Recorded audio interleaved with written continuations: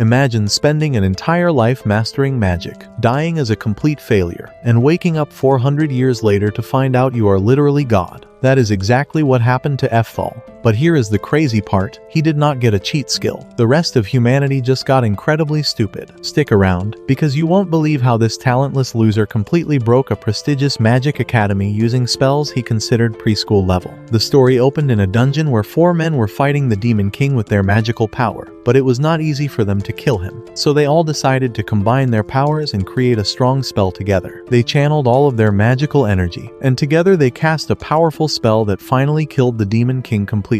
After their victory, one of their members named Ephtal was extremely happy, as he was the oldest among them. They all then returned to the city, where the king welcomed them with great joy and celebrated the killing of the Demon King. The king decided to grant them the title of Emperor, which shocked them all, because that title had only ever been given to members of the royal family. However, the king awarded it to these 4 men, who were now emperors. In addition, the king gave Ephtal a special reward because he was older than the rest. That reward was the title of Lightning Emperor. Upon receiving it, Ephtal wept with happiness, as he had never imagined that such a day would come in his life, and so, he became the Lightning Emperor of the city. The scene then shifted to several years later. Ephtal had grown into an old man and was now training many children, hoping to help them improve their magical abilities. The training was not easy to endure, and all the children became exhausted under his strict regimen. Eventually, they all grew tired and asked Ephtal to take some rest, since he had been working day and night without pause. However, Ephtal refused, because he wanted to push his power beyond the 10th level. One of his students, a girl named Merlin, was extremely excited about learning magic. She asked Ephtal to teach her the magic of level 6, but Ephtal became angry when she made this request, because he knew that level 6 magic was extremely dangerous.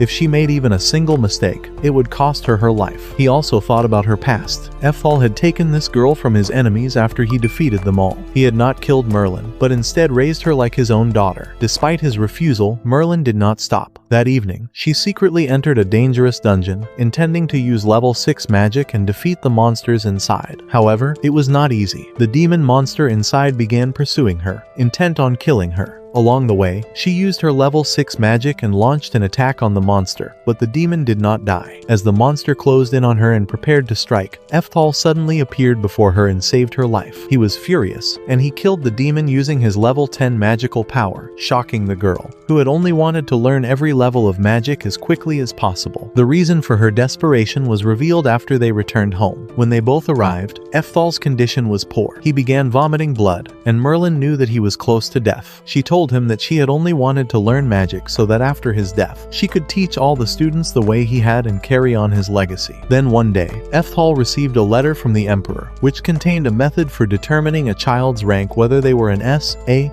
B, or C level student. After reading the letter, Ephtal quickly began practicing the method. He took a single hair from each of his students to test them. He placed each hair into individual glass tubes and added a special chemical inside. After doing so, the color of the chemical changed, turning blue, green, brown, and various other colors for different students. Ephtal observed that the method worked extremely well. He discovered that Merlin was an S-rank student and that his other students ranked at a level, with the remaining ones falling somewhere between B and C rank. After this, Merlin suggested that Ephtal test his own hair, since he had been a very powerful emperor and had used level 10 magic. When Ephtal placed his hair in the glass tube, the chemical did not change color at all. This meant that he possessed no magical ability whatsoever. He was completely empty. The result shocked him deeply. He tried the test multiple times, but every time, the glass tube remained the same color. Eventually, devastated by the repeated failures, he fell gravely ill and died in his bed. As he passed, his last thought was a wish that he could reincarnate once more and start his training from the very beginning.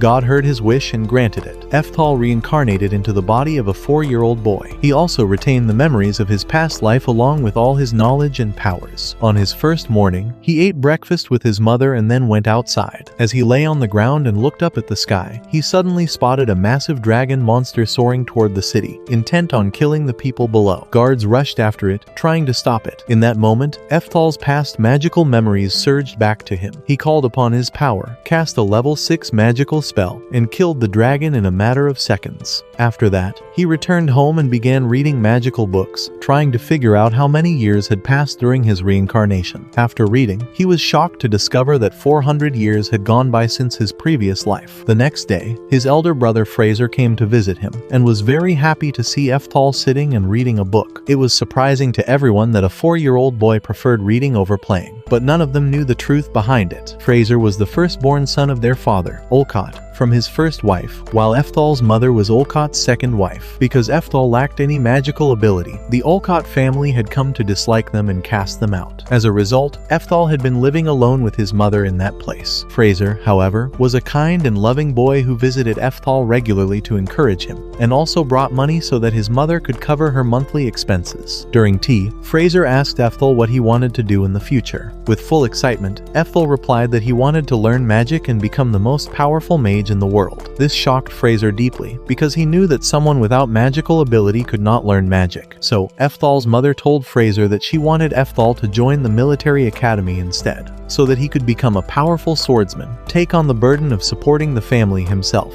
and free them from their dependence on Olcott's money. After hearing this, Fraser promised his mother that he would train Ephtal. The two of them then headed into the jungle, where Fraser began Ephtal's training. However, managing a heavy sword was not easy for a young boy. After much practice, Ephtal finally told Fraser that he wanted to become a magician and had no interest in becoming a swordsman. Fraser then made him a deal: he would first demonstrate his own magic, and if Ephtal could produce something more powerful, Fraser would do his best to get him admitted into the magical academy. Ephtal agreed happily. Fraser summoned his magic with great effort and cast a spell that struck a tree, cutting it down. He thought to himself that it was a god-level spell. Then Ephtal stepped forward, channeled his power, and cut down every single tree in the jungle in one clean line. Fraser was left completely stunned. He could not understand how Ephtal had done it, but Ephtal shocked him even further by calmly stating that what he had just used was level 6 magic, and that he already knew how to use level 10. It was unbelievable to Fraser, who asked how Ephtal could have possibly learned all of this. Ephtal told him that he had learned everything simply by reading books. Fraser fainted on the spot. They both returned home, but Fraser's condition was not good. He felt weak and small in comparison to Ephtal. Still, all he could think about was Ephtal's magical abilities. He told Ephtal that what he needed now was to strengthen his body, and that the only way to do that was through sword training. So, Ephtal began training with the sword again, and Fraser taught him many powerful and advanced sword fighting techniques. But every time, Ephtal struggled, because swordsmanship was not magic. After many years of training,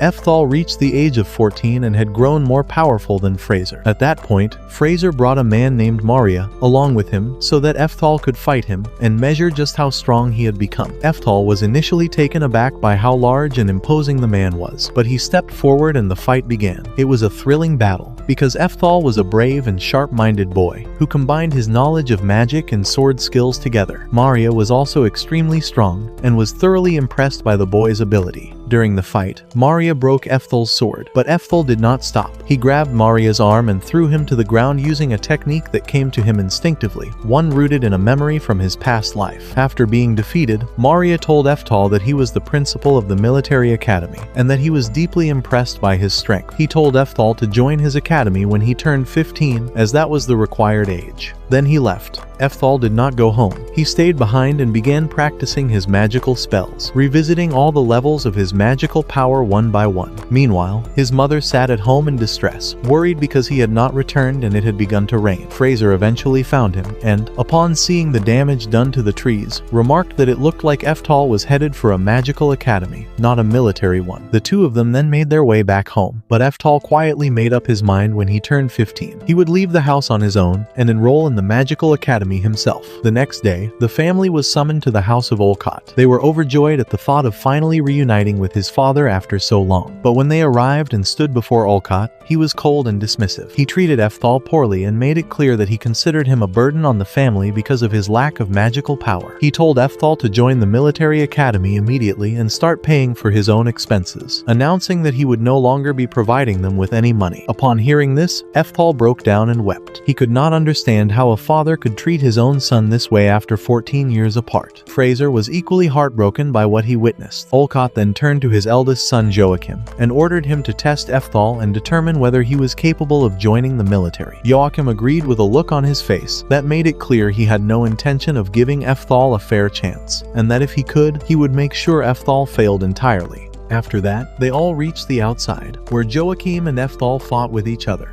The scene was too difficult for Ephtal and his mom, because before the fight, Joachim started laughing at Ephtal and his mom, since they had no powers or magic. and he thought he could defeat Ephtal easily, but he did not know about his true strength. Joachim made fun of Ephtal's mom, saying she was a very bad woman, and also said many other bad words. After hearing them, Ephtal became angry and started fighting with Joachim without any hesitation, and his attack was so strong that it shocked Joachim too. In the end, Ephtal broke Joachim's nose with his sword, and defeated him completely. Then he said to him, "If you make fun of my mom again, I will kill you," and he also said this to his father, telling him to be aware of him and not to taunt his mom. Then they both reached home, where Ephtal spent many days in happiness and joy. But one day, when the mother and son were eating their breakfast, suddenly the door was knocked loudly, and when Ephtal's mom opened the door, it was Fraser and Maria, who were standing in front of their house with a newborn baby. Then, Fraser told the mom that this child was the son of their king, but now all the other army members wanted to kill him so that they could make their own king. Because of this, Fraser said, "I took him with me, because I knew that you could take care of him, because now his father has also joined Duet's team." Duet's team had killed the king and his son, and then Duet made his elder son king. Fraser did not want this, because Duet was a very bad person, and if he made his son king, everything would be destroyed. So the most important thing was to save the child from Olcott and Duet by crossing the border, and Ephtal also wanted to join them, because he knew that in the past, their king had given him the title of Lightning Emperor, so it was time to help them. He left the house, and on the way, while they were crossing the jungle, Moria suddenly heard a loud voice, but they did not know what it was, and realized there was danger at that place, so they ran fast to get out of the jungle. But when they reached the border, they were shocked to see a huge and large army in front of them,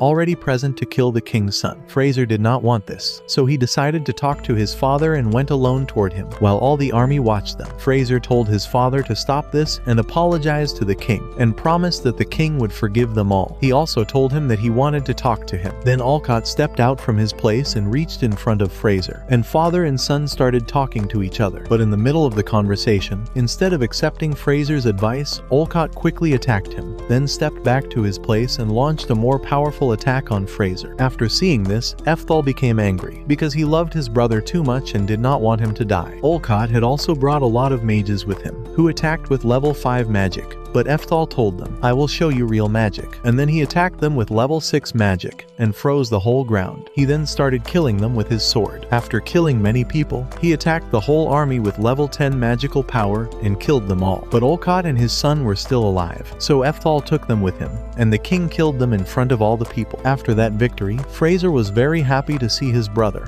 and Ephtal hugged him tightly. Now the king's child was saved, and the king gave the entire command of Olcott's forces to Fraser. After some time, Ephtal showed his real magical power to Fraser and Maria, which shocked them greatly, because it seemed impossible that a child could have such power. They asked him about it, but Ephtal told them it was a secret, and they did not press him further, because both of them knew that everyone had a secret. But Maria told him not to show his power to anyone else, otherwise he would get into big trouble. Then Ephtal told his brother that he wanted to join the magical academy, and he agreed.